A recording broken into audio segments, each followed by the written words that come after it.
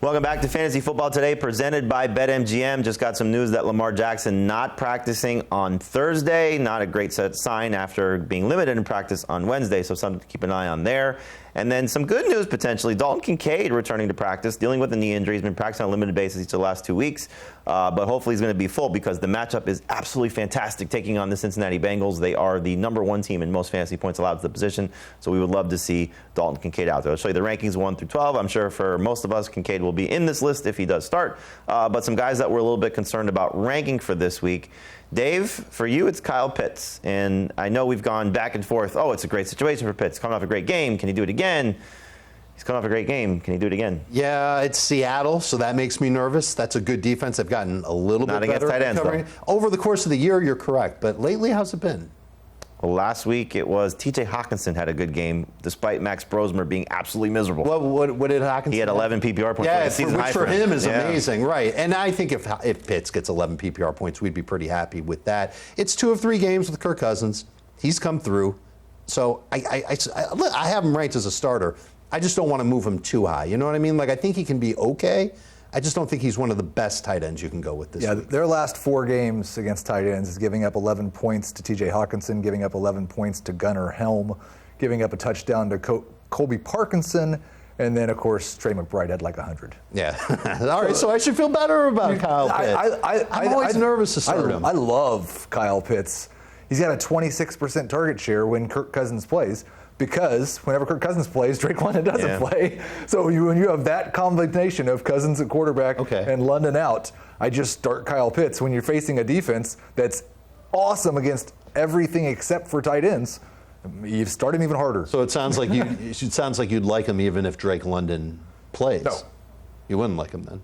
He would be probably around 11 or 12. Right. I think he's 6th for me right now. Okay. All right. But that's still a top 12 tight end. That's still pretty good. Well, it's still tight end. You say it's still tight end. Believe me, quarterback stinks, running back questions, wide receivers okay. To me, tight end's the best position in fantasy right now because we get so many guys. I think it is relative to. I think the conversation we had about Zay Flowers is instructive. I'm talking about how he scores at least 11 points every week, and Dave's poo-pooing that. A guy could score 11 points at tight end. Oh yeah, that's and great. The champion of the universe. Yeah, right. He's in the Hall of Fame. Harold Fannin, which I'm surprised. Usually you just put him at 8 or 9 and say he's good to go. But why are you concerned about him? Again, speaking of the champion of the universe, Harold Fannin. 26.8% target share in 2 games with Shedeur Sanders. That's elite. Leads his team in receptions, yards, and touchdowns. That's elite. It's the Browns. And I'm really concerned that facing Tennessee, they might throw 15 passes. And he could have a 30% target share and see 4 targets.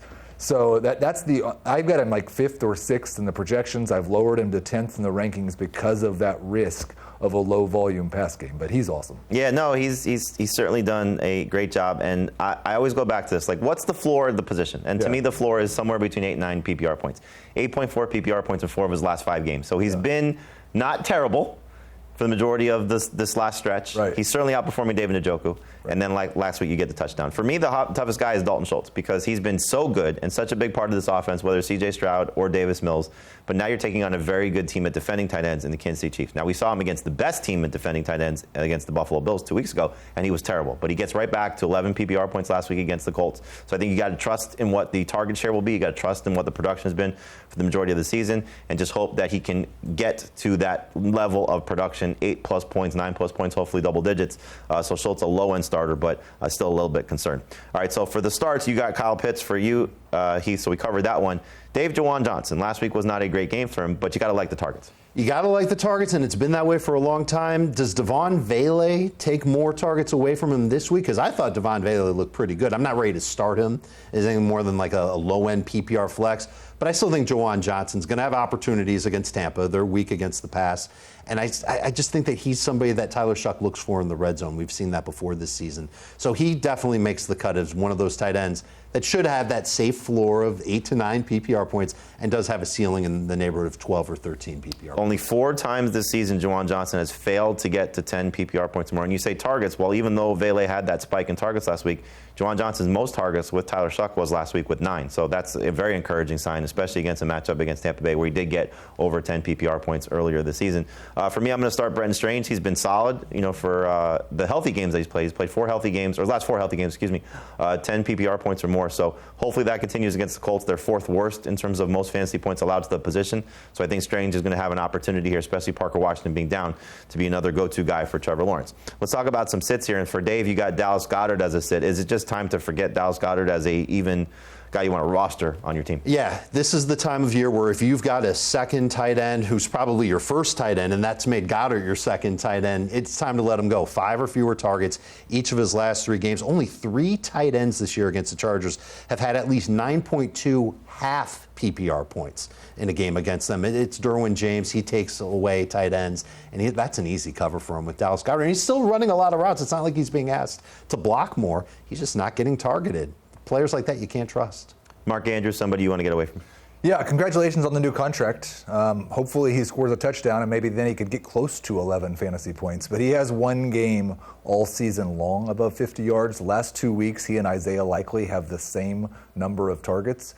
The last 5 weeks since week 9, he and Isaiah Likely have the same number of catches. Likely has 70 more receiving yards. It's just entirely can Andrews score a touchdown. And I think we got big reason.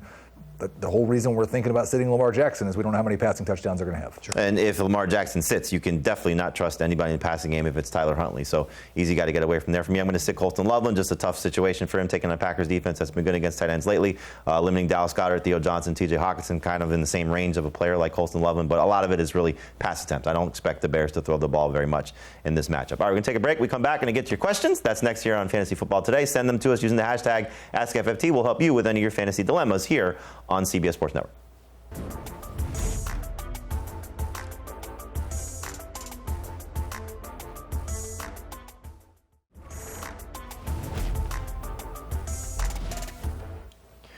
Welcome back to Fantasy Football Today, presented by BetMGM. It's all your questions to end the show. So, JETS wants to know, last week of the regular season, tied with 2 other teams for the last 2 playoff spots. So win, you get the scenario there, so need a quarterback. Okay, here we go.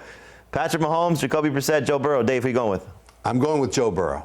And Mahomes is 3rd on this list for me. All right, so Burrow over the other 2. That's fine. We'll just make it easy. Go with Joe Burrow.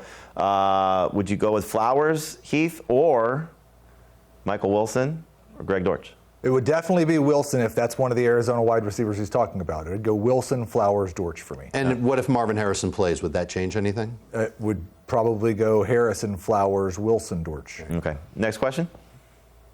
Oh, boy. Who to pick up? Man, here? I don't have a telescope. I can't read this. Yeah. All right, so it's Trevor Lawrence, Tyrod Taylor, He needs a CJ Stroud. I'd go Lawrence.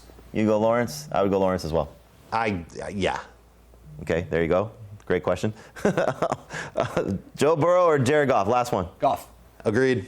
Jared Goff going into tonight's game, taking on the Dallas Cowboys. Let's hope he has a big game. Again, we're not expecting Amon-Ra St. Brown, but he still should be able to have some success with Jameson Williams and maybe Isaac Tesla, maybe Tom Kennedy, and hopefully Jahmyr Gibbs as well. Check out our Fantasy Football Today podcast, wherever podcasts are available. And go vote for us, the64.com. We're in the Final 4, hopefully going to win this amazing contest, and then our host, Adam Mazer, will have some fun. So for Heath, for Dave, I'm Jamie Eisenberg, and our great production staff, thanks for watching Fantasy Football Today.